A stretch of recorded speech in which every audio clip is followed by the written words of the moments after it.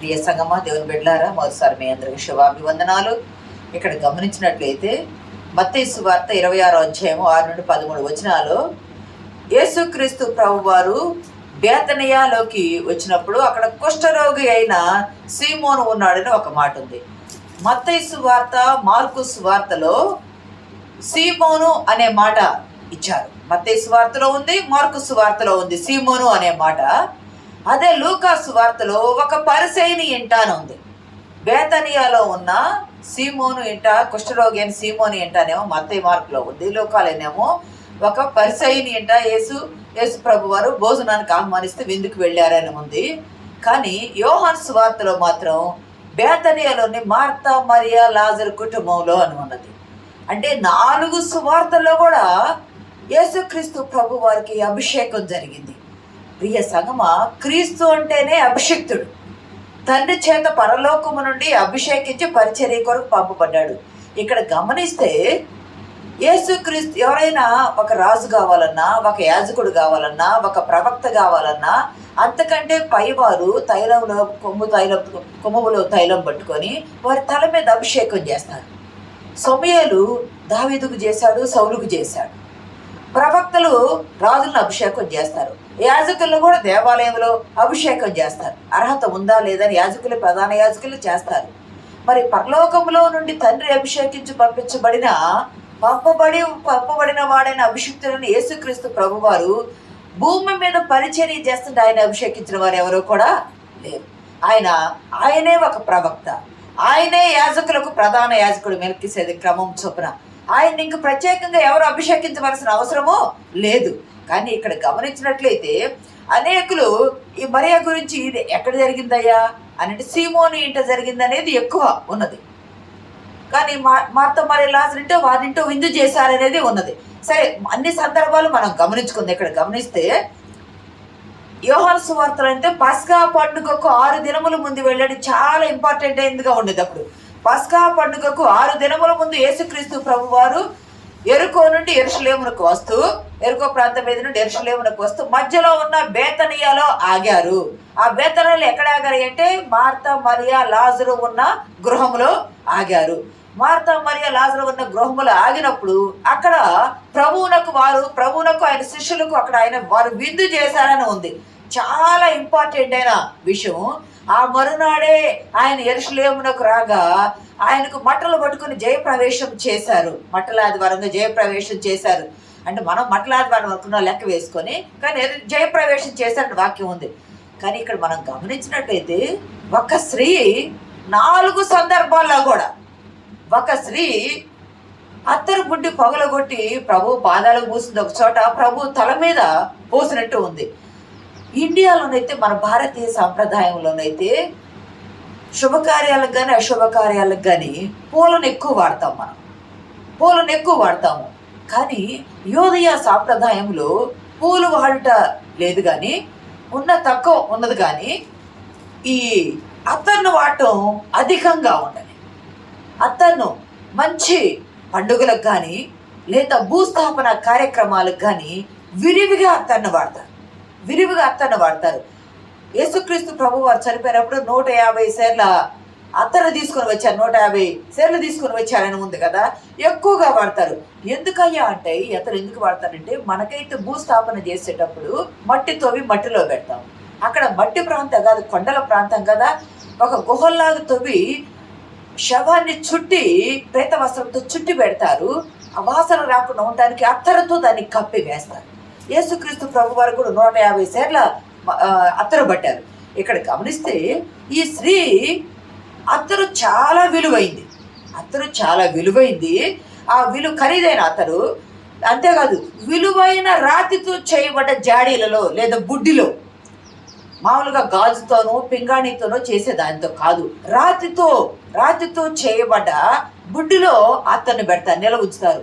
సంవత్సరాల పాటు కూడా దానిలో రాతితో చేయబడ్డ దానిలో నిల్వ ఉంటుంది. సంవత్సరాల పాటు కూడా అది నిల్వ ఉంటుంది. అంతేగా దీన్ని ఒక మూలధనంగా, ఇప్పుడు ఇండియాలో అయితే మనం బంగారం కొని దాచిపెట్టుకొని ఎలాగ అవసరానికి వాడతామో అలాగే ఒక మూలధనంగా కూడా, స్థిరాస్తిగా కూడా యోదయ సంప్రదాయంలో స్త్రీలు చేసేవాడంట. విలువైన వస్తువుగా లేదా విలువైన ధనంగా చూసేవాడంట. ఇక్కడ మనం గమనించినట్లయితే 3 రకాలైన విషయాలు మనం గమనించాలి. ఒక స్త్రీ ప్రభువాన్ని అభిషేకం చేసింది. ఆమె ఏ తలంపుతో చేసింది? అక్కడ శిష్యులు ఉన్నారు. ఆమె చేసినప్పుడు శిష్యులు ఏ తలంపుతో చూశారు? అక్కడ అభిషేకము పొందిన ప్రభువారు ఏ తలంపుతో కూర్చొని ఉన్నారు? మనం గమనిస్తే అక్కడ స్త్రీ మత్తయి సువార్తలో ఉంటే ఆ స్త్రీ ఏమీ మాట్లాడలేదని ఉంది. ప్రభువారు అక్కడ కూర్చొని ఉండగా ఏమి మాట చదవండి, ఆ మాట చదవండి ఒకసారి. 7వ వచనం. సీమోను ఎంటనున్నప్పుడు ఒక స్త్రీ మిక్కిలి విలువగల అత్తరబుడ్డి తీసుకొని ఆయన యొద్దకు వచ్చి ఆయన భోజనమునకు కూర్చుండగా దానిని ఆయన తల మీద పోసెను. ప్రియ సంగమా దేవుని బిడ్డలారా, ప్రభువారు భోజనమునకు కూర్చొని ఉన్నారు, భోజనపు బల యొద్ద కూర్చొని ఉన్నారు. ఆమె ఇంకా కొన్ని చోట్ల వెనుకగా వచ్చి, లోకాసువార్త వెనుకగా వచ్చి ఆయన పాదముల మీద పోసింది. ఇక్కడ ఈ స్త్రీ ఏం చేసింది? ఆయన తల మీద పోసినంది. ఇంకా కొన్ని చోట్ల మార్క్స్ వార్తలు అయితే అత్తరబుడ్డి పగలగొట్టి అని ఉన్నది. అత్తరబుడ్డి పగలగొట్టి అని ఉన్నది. ఇక్కడ గమనిస్తే ఈ స్త్రీ వచ్చింది, ప్రభువునకు అత్తర పోసింది. ఒక్క మాట కూడా ఆమె మాట్లాడలా. ఆమె విలువైన అత్తర కంటే, విలువైన ధనముతో కూర్చున్న అత్తర కంటే యేసుక్రీస్తు ప్రభువారు విలువైన వారుగా ఎంచింది. ఆమె విలువైన వారుగా ఎంచి ఆయన తల మీద గౌరవంగా అత్తర పోసింది. అక్కడ సీమోను ఈయన దేవుడు కుమారుడు కదా, ఈయన మంచివాడు కదా, ఈయన దేవుడు కదా, ఈయనకు అన్నీ తెలియాలి కదా, ఈమె పాపాత్మురాలు కదా అని లోకాసు వార్తలు అనుకున్నాడు. ఇక్కడ ఈ స్త్రీ అయితే సహజంగా స్త్రీలు పురుషులు ఎదురుగా ఉన్నప్పుడు రారు. ఒకటి. రెండోది పాపాత్మురాలని లోకాలో ఉంది. పాపాత్మురాలు అయితే ఆయన పరిసేయుడు అని ఉంటది. పరిసేయుని భోజనానికి వాళ్ళు అసలు చాలా నిష్టగా ఉంటారు. చాలా నిష్టగా ఉన్నవాళ్ళు వాళ్ళ ఇంటికి ఎందుకు వస్తారు? ఆమె పాపాత్మురాలంటే ఏదో పెద్ద పాపం చేస్తే పాపాత్మురాలు కాదు. వాళ్ళు విశ్రాంతి దినాన్ని పాటించకపోయినా పాపాత్మురాలు అని అంటారు. విశ్రాంతి దినాన్ని పాటించకపోయినా పాపాత్మురాలు, లేదా ధర్మశాస్త్రాన్ని ధ్యానించకపోయినా పాపాత్మురాలు. చిన్నదైనా పెద్దదైనా పాపంగా ఇచ్చుతారు కాబట్టి పాపాత్మురాలైన ఒక స్త్రీ. మరి పరిసయుడు అంటే అంత నిష్ట కలిగిన వాడైతే ఆయన ఇంటికి ఆ స్త్రీ వస్తే ఆమెను ఎందుకు రానిచ్చారు? రానివ్వకూడదు కదా. ఆయన కూర్చొని బల్ల దగ్గర కూర్చొని భోజనం చేస్తున్నప్పుడు ఆమె వెనుకగా వచ్చి ఆయన పాదములు దడిపింది. ఆయన అంటాడు, సీమోనా, నీ ఇంటికి వచ్చినప్పుడు నువ్వు కాళ్ళు కడుక్కోవడానికి నాకు నీళ్ళు ఇవ్వలేదు. ఈమె కన్నీళ్లతో నా కాళ్ళు కడిగింది. నీవు నా తలకు నూనె రాయలేదు. ఈమె అత్తరతో నన్ను అభిషేకం చేసింది. నీవు నన్ను ముద్దు పెట్టుకోలేదు. ఈమె వచ్చిన దగ్గర నుండి నా పాదములు ముద్దాడుతూనే ఉంది. ప్రభువారు ఎంత చెప్పారు? ఎవరు ఎక్కువ పాపం చేస్తే వారు ఎక్కువ పాపములు క్షమించబడతాయని ఆ సందర్భంలో అన్నారు. ఇక్కడైతే ఈమె వచ్చి మౌనముగా ప్రభు వారి తల మీద అత్తర పోసిందనేది. అంటే వినయముతో వచ్చి ఆయన పాదాల ఎద్దుకు వచ్చి ఆమె అత్తర బుడ్డి పగలగొట్టి ఆయన తల మీద అభిషేకం చేసింది. అంటే ఎవరైతే ఒక భక్తుడు అంటాడు, ఎవరైతే ఈమె హృదయము పగులగొట్టుకుంది, అత్తర బుడ్డి పగులగొట్టింది. ఆమె హృదయము కుమ్మరించింది, అత్తర్ని కుమ్మరించింది. ఆమె హృదయార్పణ చేసి యేసునకు ఆత్మలో అభిషేకం చేసిందంట. ఎంత ఆత్మీయంగా చెప్పాడు! యేసునకు ఆత్మతో అభిషేకం చేసిందంట. పరలోకపు తండ్రి అభిషేకం చేసి కుమారుడిని పంపిస్తే భూమి మీద ఆయన్ని ప్రవక్తగా కానీ, యాజకునిగా కానీ, గొర్రెపిల్లగా కానీ అభిషేకించిన వారు ఎవరూ లేరు. కానీ ఈమె మాత్రం వచ్చి ఆయన తల మీద అభిషేకం చేసిందంట. ఇక్కడ ఈమె దృక్పథంలో నా ప్రభు విలువైన వారు అని ఆమె ఎంచింది. నా ప్రభు నా పాపలు క్షమించగలడని ఆమె ఎంచింది. నా ప్రభువు మాత్రమే క్షమాపణ ఇచ్చుటకు అర్హుడని ఆయన మాత్రం నాకు క్షమాపణ ఇవ్వగలడని ఆమె ఎంచింది. ఆయన అర్హత గల దేవునికి అభిషేకం చేసింది. భూమి మీద ఆయన భూస్థాపన కొరకు ఆమె సిద్ధపాటు చేసింది. భూమి మీద భూస్థాపన కొరకు ఆయనకు సిద్ధపాటు చేసింది. ఆమె విషయంలో ఆమె హృదయము పగులు కొట్టుకుంటుంటే విధేయతతో ఆయన యొద్దకు వచ్చి మీ వస్త్రములను కాక మీ హృదయములను చించుకోండి ఏ వేళలో అన్నాడు కదా. ఈమె హృదయము పగులు కొట్టుకొని బుడ్డి పగులు కొట్టి ఆయన అభిషేకం చేసింది, మౌనంగా అభిషేకం చేసి ఆత్మతో ఆరాధన చేసింది. ఆమె దృక్పథంలో, శిష్యుల దృక్పథంలో, శిష్యుల తలంపులో ఎలా ఉందయ్యా అంటే, ఇక్కడ యూదా ఇస్కరియోతు అంటాడు, ఎందుకమ్మా అది 300 దేనారాలకి అమ్మవచ్చు కదా అని అన్నాడు. అంటే అతడు ఆమె మీద ప్రేమ కలుగు, లేకపోతే అది వ్యర్థం చేస్తున్నానో అది కాదు, కానీ అక్కడ లేదా దేవుని మీద భక్తి కలుగో కాదు, డబ్బు మీద శ్రద్ధ కలిగి, పేదలకి ఇవ్వచ్చు కదా అంటే పేదల మీద ప్రేమ కలిగి అనలేదు, దేవుని మీద భక్తి కలిగి అనలేదు, డబ్బు మీద శ్రద్ధ కలిగి 300 దేనారాలు అది పడుతుంది అన్నాడు. 300 దేనారాలు అంటే ఒక దినానికి 1 దేనారం కూలి ఉంటుంది అప్పటి రోజుల్లో. 1 దినానికి 1 దేనారం కూలి. మరి మనకిలాగా 365, 66 రోజులు, 360 రోజులే ఉంటాయి. వాళ్ళకి 28, 29 రోజులే నెలకు వచ్చేది. కానీ వాటిలో 52 విశ్రాంతి దినం పని చేయు. 52 రోజులు పోతాయి సంవత్సరానికి. అయిపోయినా అటు ఇటు పోయినా మొత్తం ఒక 60 రోజులు పోయినా రోజుకి ఒక దినానికి 1 దేనారం కూలి చొప్పున సంవత్సరం కూలి. ఒక మనిషి సంవత్సర కాలం సంపాదిస్తే వచ్చే ధనము అది. అంత ధనము పెట్టి నువ్వు ఎందుకు వ్యర్థం చేస్తున్నావు? బేదలకు ఇవ్వచ్చు కదండి. బేదలు ఈ పస్కా పండుగలో బేదలు వస్తారు. అంటే ఉపవాస దినాల్లో ఈ పస్కా కాలంలో బేదలకు దాన ధర్మాలు చేస్తారు. భక్తి గల యూదులు దాన ధర్మాలు చేస్తారు. దాన ధర్మాలు చేయొచ్చు కదా అని, లేదా వాళ్ళ మీద ఉన్న ప్రేమ కలిగన్నాడా కాదు, కానీ ఆయన డబ్బు సంచి తన దగ్గర ఉంది, డబ్బు దొంగిలిస్తూ వచ్చాడు కాబట్టి దాని విలువ తెలుసు కాబట్టి విలువైన సంవత్సర కాలపు కూలిని నువ్వు వ్యర్థం చేస్తున్నావు ఎందుకు అని ఆమెను హెచ్చరిక చేసి నివారింప చూశాడు. అంటే శిష్యుల దృక్పథంలో దానిని వాళ్ళ ఆలోచనలో, యోధా శిష్యుల ఆలోచనలు ఎలా ఉందంటే, విలువైన అతడు ఈమె వ్యర్థం చేస్తుంది ఎంతెందుకు వ్యర్థం చేయాలని శిష్యుల ఆలోచనలో ఉంది. కానీ ప్రభు వారి ఆలోచనలో ప్రభు వారు అంటున్నారు, ఆమెను తొందర పెట్టవద్దు, మీరు తొందర పెట్టవద్దు. ఎందుకు తొందర పెట్టవద్దు అంటాడంటే, ఆమె చేసిన పని మంచి పని, ప్రభు మెచ్చుకునే పని చేసి చప్పట్టు దేవుని నామని మనం గనపరుద్దాము. ఆమె చేసిన పని అంట ప్రభు మెచ్చుకునే పని. మనల్ని మనం మెచ్చుకుంటే యోగ్యులం కాదు, దేవుడు ప్రభు మెచ్చుకుని వాడు యోగ్యుడు. ఈమెను ప్రభు మెచ్చుకున్నారంట, యోగ్యత గలదానిగా ఆమెను ఎంచారు. ఈమె మంచి పని చేసింది నా విషయము, మీరు ఆమెను తొందర పెట్టవద్దు. ఈమె నా భూస్థాపన నిమిత్తము ఈ పని చేసింది. ఎంత ప్రభువారు ఎంత బాగా చెప్తున్నాడు మీరు గమనించారా? కానా సమయంలో తల్లి వచ్చి అయ్యా ద్రాక్షరసం అయిపోయింది అన్నప్పుడు అక్కడ అమ్మా నా సమయం రాలేదన్నాడు ప్రభువారు. నా సమయం రాలేదన్నాడు. ఇక్కడ ఈమె ఈ అత్తరుతో అభిషేకం చేయగా ప్రభువారు అన్నాడు, ఈమె నా భూస్థాపన నిమిత్తము ఈ పని చేసిందంటే నా సమయం వచ్చింది. నేను భూమి మీద నుండి ఎత్తబడి వెళ్ళిపోవలసిన సమయం వచ్చింది. నేను భూమి మీద భూస్థాపన చేయవలసిన సమయం వచ్చింది. అక్కడేమో ఆయన భూస్థాపన సమయం రాలా, నా సమయం రాలా అన్నాడు. ఇక్కడ నా సమయం వచ్చిందని, నా భూస్థాపన నిమిత్తం ఈమె దీన్ని చేసింది. ఈమె చేసిన పని మంచి పని.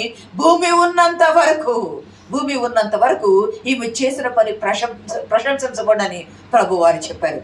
ఈ సంగమా దేవుని బిడ్డలారా, ఏ యాజకుడు లేడు, ఏ ప్రవక్త లేడు కానీ అభిషేకించడానికి ఈ స్త్రీ వచ్చింది. ఏ స్త్రీ అయితే పాపం చేసి దేవుణ్ణి దూరం చేశారు అని స్త్రీని వెనక వేశారు, ఏ స్త్రీ అయితే పాపంలో ఉంది ఆమెను చంపాలని రాళ్ళు వేయాలనుకున్నారు, ఏ స్త్రీ అయితే విలువలేనిదిగా ఎంచాడో ఆ స్త్రీ గర్భాన్ని పరలోకపు దేవుడు భూమి మీదకి వచ్చాడు. ఆ స్త్రీ ద్వారానే భూస్థాపన కార్యక్రమానికి అభిషేకము పొందారు. మనం గమనించినట్లయితే రకరకాలుగా అనుకున్నారు. ఈమె ఆరాధన చేసిన ప్రభు పైన విలువ కట్టలేని, వెల కట్టలేని, ఇక్కడ ఒక మాట ప్రైస్లెస్ లవ్ అంట, ప్రైస్లెస్ డివోషన్ అంట. అంటే వెల కట్టలేని ప్రేమ, వెల కట్టలేని ఆత్మీయ భక్తిని ఆమె కనపరిచిందంట. ఆమె హృదయంలో ఉన్న భక్తిని శిష్యుడైతే డబ్బుతో వెలగట్టాడు 300 దేనారాలని. కానీ ఈమె ఆ విలువను చూడాల. ఆ అత్తరు కంటే, దాని ధనము కంటే ప్రభు వారు విలువైన వారు, ఘనమైన వారు అని. ఇంకోసారి మనం అత్తరు ప్రభు పాదాలకు పోయగలమా? పోయలేం కదా. ఆయన ఉన్నప్పుడే కదా, ఆయన శరీరధారే ఉన్నప్పుడు మాత్రమే కదా మనము ఆయన ఆరాధించవలసింది. ఆమె ప్రేమను చూడాలా, ప్రభు వారి భూస్థాపన సిద్ధపాటు చూడాలా, శిష్యుల తలంపులు మనము జ్ఞాపకం చేసుకోవాలా. ఆమె చేసిన పనిని ప్రభు సంతోషించాడంట. కొంతమంది సైంటిఫిక్ రీజన్ ప్రకారంగా మార్కు చూడవలసిన లేదు, మార్కు 14:1-2 ప్రభువును యెరూషలేము వస్తే పట్టుకొని చంపాలని అక్కడ ఆలోచన కుట్ర జరుగుతుంది. ఆ సంగతి ప్రభువుకు తెలుసు. మనం యెరూషలేమునికి వెళ్ళాలా, మనిషి కుమారుడు పట్టబడి చంపబడి సిలువ వేయబడి 3వ దినము ఆయన చనిపోయి 3వ దినం తిరిగి లెగుస్తాడు అని చెప్తానే ఉన్నారు. వాకి ప్రభువారి శిష్యులకు ఎన్నో మార్లు చెప్పారు. కానీ ప్రభువారు శారీరకంగా అలసిపోయి ఉన్నారు, మానసికంగా అలసిపోయి భారంతో నిండిపోయినారు. హృదయం కలవరం నిండిపోయింది. గిన్నె నా ఎదురు తొలగితే కలవరపడ్డారు కదా, కలవరంతో నిండిపోయింది. మానసిక ఒత్తిడి. ప్రభువు ఎవరిని శత్రువులుగా చేసుకోలేదు, కానీ మనుషులే ప్రభువుని శత్రువులుగా అధికారం కోసం, యాజకత్వం కోసం, పదవుల కోసము, ఆధిక్యతల కోసం ప్రభువుని శత్రువులుగా చేసుకున్నారు. మత పెద్దలు, అధికారులు నేరారోపణగా చూస్తూ ఆయన్ని సిలువకు అప్పగించాలని చూస్తూ ఉన్నారు. అటువంటి ఒత్తిడి సమయంలో ఎవరైనా బాగా మానసిక ఒత్తిడి, ఏ సమస్య అయినా, అది అనారోగ్య సమస్య అయినా, అది అప్పు సమస్య అయినా, అది శారీరక బలహీనత అయినా, ఏదైనా బాగా అధికమైన ఒత్తిడి ఉన్నప్పుడు ఆ సమస్య నుండి కొంచెం దూరంగా వెళ్ళి మనకి బాగా మనసుకు దగ్గరైన వారితో ఉంటే ఆ సమస్యను మర్చిపోతాం. ఎందుకంటే స్థలం మారుతుంది, పరిస్థితి మారుతుంది, మనుషులు మారుతున్నారు. కాబట్టి ఒత్తిడి కొంచెం తగ్గడానికి బాగా సమస్య వచ్చినప్పుడు కొంత దాగి ఉన్నామనుకోండి, ఆ సమస్య పరిష్కారం అయితే కాలం సమస్యను పరిష్కారం చేస్తుంది. యేసుక్రీస్తు ప్రభు వారు కూడా బాగా మానసిక కలవరంలో ఉన్న సమయంలో ఈ ప్రేమగల కుటుంబం బేతనియాలో అయితే ఈ ప్రేమగల కుటుంబం ప్రభువాన్ని చేర్చుకున్నారు, ప్రభువునకు విందు చేశారు. ప్రేమగా ఆయన్ని ఆదరించి ఈ పరిచర్య చేయగా ప్రభు ఉన్న స్థితిలో ఈ స్త్రీలు, ఈ 4 సువార్తల్లో కూడా ఈ స్త్రీ చేసినటువంటి ఈ పని ప్రభు వారి మనసు సైంటిఫిక్ రీజన్ ప్రకారం అత్తరు సువాసన మనసుకి ఉల్లాసాన్ని ఇచ్చింది. అత్తరు సువాసన మనసుకు శాంతినిస్తుంది, నెమ్మదినిస్తుంది, ఒకలాంటి ఆరాధనా భావాన్ని తీసుకొని వస్తుంది. ఈ స్త్రీ చేసిన పని ప్రభు కంట హృదయానికి నెమ్మదినిచ్చిందంట, భారము తగ్గించే రీతిగా అయిపోయిందంట. అంటే మనసు సేద తీరుతుందని సైంటిఫిక్ రీజన్లు అంటారు. మనసు సేద తీరుతుంది, అందుకే ఆమెను తొందర చేయవద్దన్నారు. ఇక్కడ గమనిస్తే ఈ మాట ఈ చేయడం వల్ల కీర్తన గ్రంథం 45వ సంకీర్తన 6-8 ఒకసారి చూద్దామండి. దేవా నీ సింహాసనము నిరంతరము నిలుచును. నీ రాజదండము న్యాయార్థమైన దండము. నీవు నీతిని ప్రేమించి భక్తిహీనతను ద్వేషించుచున్నావు. కావున దేవుడు నీ దేవుడే చెలికాండ కంటే హెచ్చగునట్లుగా నిన్ను ఆనంద తైలంతో అభిషేకించి ఉన్నాడు. ఆనంద తైలముతో చెలికాడ కంటే, స్నేహితులు కంటే, శిష్యుల కంటే ఆనంద తైలముతో అభిషేకించారు. ఇంకా ఉంటుంది, చదవమా. ఈ వస్త్రములెల్లా గోపరస వాసనే, ఆయన వస్త్రములెల్లా గోపరస వాసనే, అగరు వాసనే, లవంగి పట్టి వాసనే. ప్రియ సంగమా, అక్కడ గమనిస్తే ఇక్కడ ప్రభువుకి పాత నిబంధన కీర్తన గ్రంథములో కీర్తనకారుల ద్వారా రాయబడ్డ ప్రవచన నెరవేర్పు జరుగుతుంది.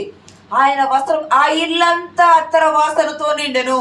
ఆయన తల మీద అత్తరబుడ్డి, ఇక్కడ ఏం జరిగిందంటే అత్తరబుడ్డి పగలగొట్టింది. ప్రభువు తల నుండి పాదముల వరకు అత్తరతో తడిపింది. ఈ పని ప్రభు బలిదానాన్ని సిద్ధపాటు చేసినట్టుగా ఉన్నది. అంటే పాత నిబంధన ప్రవచన నెరవేర్పు. నీ వస్త్రములెల్లా గోపరస వాసనే. ఇట్లా చేయటం వల్ల ఆ ఇల్లంతా అత్తర వాసనతో నిండి ప్రభు అంతా తల మొదలుకొని పాదముల వరకు ఆయన వస్త్రములతో సహా అత్తరుతో తడపబడింది. ఎంత అంటే ఒక సేరున్నర అత్తరు ఆమె బుడ్డిలో పట్టుకొని ఉంది. సేరున్నర అత్తరు, యోహాను సువార్తలో సేరున్నర అత్తరు బుడ్డిలో పట్టుకొని ఉంది. ఇక్కడ మనం జ్ఞాపకం చేసుకుంటే ఈ యోహాను సువార్తలో ఉన్న ఈ మరియా ఎందుకు చేసిందయ్యా అని మనం అనుకుంటే, ఆమె సోదరుడు ఒకప్పుడు మార్త మాత్రమే ప్రభు యొద్దకు వచ్చిందంట.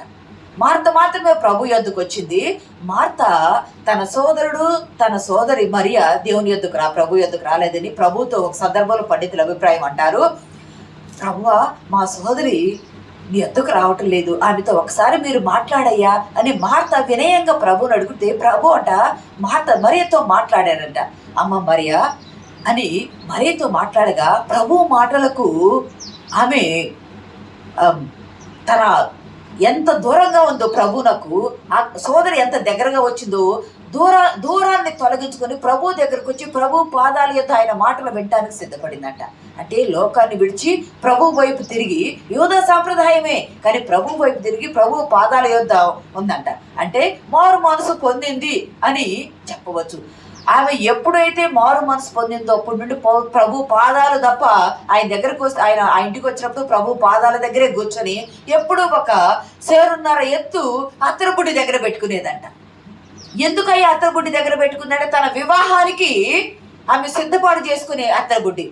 యోదయ సాంప్రదాయంలో స్త్రీలు అత్తరును మూలధనంగా అత్తగారింటికి ఇచ్చి పంపించేవారట. ఆ అత్తను దగ్గర పెట్టుకొని ఎప్పుడు ప్రభు వారికి పోయారని ఆయన పరిచయమైన దగ్గర నుండి అత్తను పెట్టుకొని ఎదురు చూస్తూ ఉంది. ఒకటి, వారి సోదరుడు చనిపోయాడు, సమాధి చేయబడ్డారు. 4 దినముల తర్వాత ప్రభు వారు వచ్చి లేపారు. అక్కడ విందు పెట్టుకున్నారంటే బహుశా అది కృతజ్ఞత విందు అయి ఉండవచ్చు. విందు పెట్టుకున్నారు. ఆ విందులో లాజరు ఉన్నాడు. అంతకుముందు లాజరు ప్రభు వారు ఆ ఇంటికి వచ్చినప్పుడు లాజరు ఎప్పుడు ఉన్నట్టు ప్రభువుతో లేదు. కానీ చనిపోయి తిరిగి లేచిన తర్వాత అది పస్కా పండుగ కాలము, ఈ సీజన్ కాబట్టి ఆ సీజన్లో ప్రభువుతో పాటు లాజరు కూడా ప్రభు దగ్గర కూర్చొని ఉన్నాడు, ఆ బల్ల యొద్ద కూర్చున్నాడు. ఒకప్పుడేమో సమాధిలో ప్రేత వస్త్రములు కట్టబడ్డవాడే ఉన్నాడు.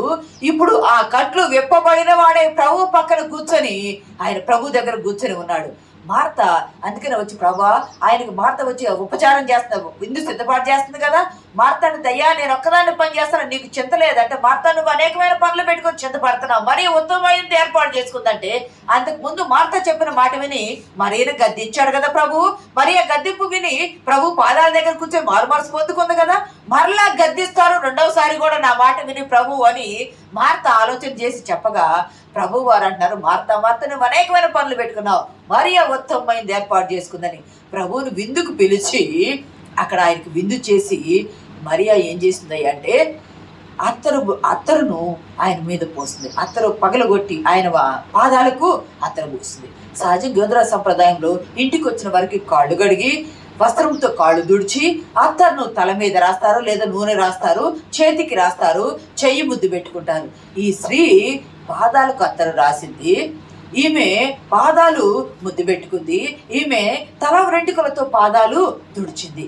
ఏ సాంప్రదాయంలోనైనా కూడా స్త్రీకి సౌందర్యం తల వెంట్రుకలే.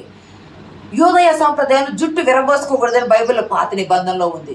కానీ అందరు కూర్చొని విందు చేస్తున్న సమయంలో ఈమె ప్రభు యొద్దకు వచ్చి అత్తరు రాసి ఆయన పాదాలంట తల వెంట్రుకలతో తుడిచిందంట. కన్నీటితో కూడా తల వెంట్రుకలతో తుడిచిందని లేఖన భాగాల్లో ఉంది.